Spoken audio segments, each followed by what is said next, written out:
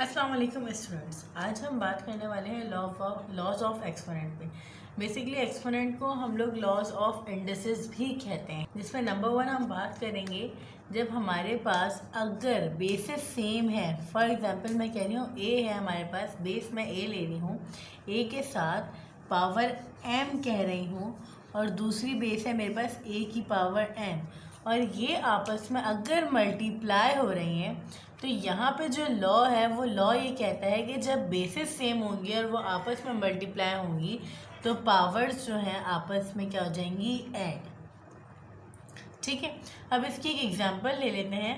अगर मैं आपसे बात करती हूँ कि मेरे पास बेस 2 है, ठीक है, 2 पे पावर 3 है और दूसरी जगह है मेरे पास 2 बेस पावर हमारे पास स्क्वायर, तो यहाँ पे क्या होगा, बेस सेम हो जाएगी, कॉमन ले लेंगे हम, उसके बाद जो पावर्स हैं वो आपस में क्या हो जाएंगी, ऐड। इट्स मीन्स 3 + 2, तो ये फाइनल आंसर मेरे पास क्या आ जाएगा, 2 की पावर 5। और जब हम इसे फर्दर सिंप्लीफाई करेंगे तो वो आपको पता है कि हम इसे ओपन करेंगे तो 2 की पावर 5 32 के बराबर होता है, तो वो आगे। लेकिन अभी हम एक्सपोनेंट की बात कर रहे हैं, सिर्फ लॉज एक्सपोनेंट पे अप्लाई करें तो मैं फर्दर सिंप्लीफाई यहाँ पे नहीं कर रही। इसी तरीके से सेकेंड लॉ हमारा ये कहता है कि अगर बेसिस सेम है, वही बात मैं आपसे कर रही हूँ कि अगर हमारे पास बेसिस सेम है, वही पावर a की पावर m ले रही हूँ, लेकिन बीच में आ रहा है हमारे पास डिवाइड, तो यहाँ पे जो लॉ है वो ये कहता है कि जब बेस सेम होगी तो बेस को हम कॉमन लेने के बाद हम पावर्स को क्या कर देंगे, आपस में सबट्रैक्ट। अब इसकी भी एक शॉर्ट एग्जांपल हम ले लेते हैं और वो हमारे पास इस तरीके से हो जाएगी कि मैं आपसे कह रही हूँ 2 की पावर 3, ठीक है, बीच में हमारे पास आ गया डिवाइड, फिर 2 की पावर स्क्वायर, तो यहाँ पे हमारे पास जो लॉ है अकॉर्डिंग टू लॉ ये क्या हो जाएगा, बेस हमने कॉमन ले ली, 3 - 2 = 2 की पावर 1, और पावर 1 मीन्स इटसेल्फ ये 2 है। जब वहाँ पे कोई पावर नहीं होती तो वहाँ पे हमारे पास क्या रहता है, 1, तो इसलिए मैं यहाँ पे आप पावर शो नहीं करूँगी। ठीक है, इसी तरीके से अब हमारे पास थर्ड लॉ है, वो ये बात कहता है कि अगर हमारे पास किसी भी नंबर, चाहे वो नंबर कितना ही बड़ा क्यों ना हो, अगर उस पर पावर 0 आ जाए तो वो बराबर हो जाता है 1 के।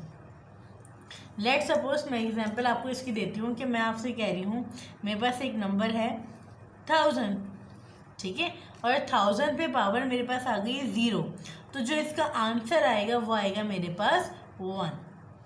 ठीक है, ये हमारे पास इसके 3 लॉस हो गए। अब हम बात करेंगे अपने लॉ नंबर 4 पे।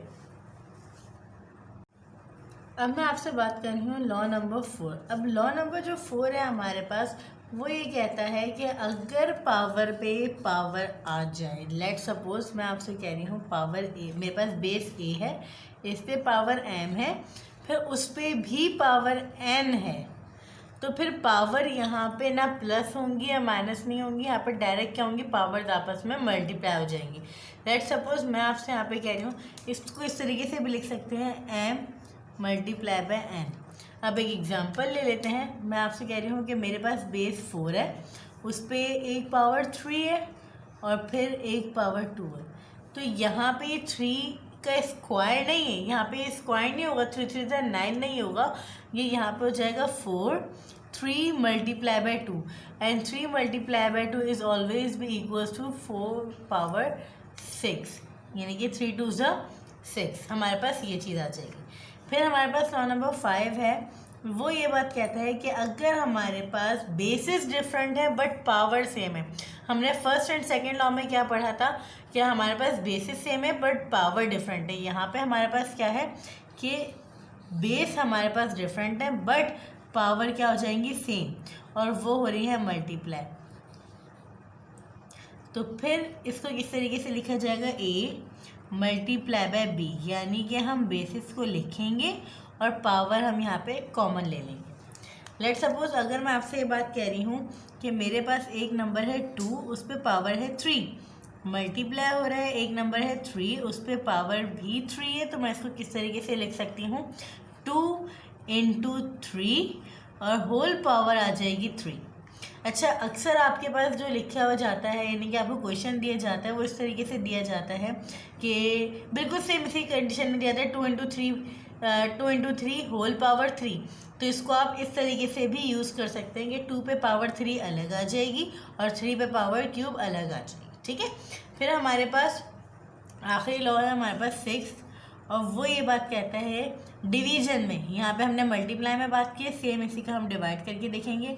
a की power n divided by b की पावर n, जो बराबर किसके होता है a divided by b and whole power n। और इसकी एग्जांपल हम किस तरीके से ले लेते हैं, एग्जांपल अगर मैं देखना चाहूँ तो मैं आपसे वही बात करूँगी, 2 divided by 3 and whole power n। मैंने आपसे क्या लिया, यहाँ पे क्यूब भी हमने पावर ली थी, तो मैं यहाँ पे भी वही चीज़ ली, ठीक है। और इसको एक तरीके से भी लिख सकते हैं 2/3 एंड होल पावर हमारे पास क्यूब। तो यहाँ पे हमारे पास लॉज ऑफ एक्सपोनेंट कंप्लीट होते हैं। 6 लॉज ऑफ एक्सपोनेंट थे वो हमने कंप्लीट कर लिए। अच्छा, ये थे हमारे पास बेसिक लॉज।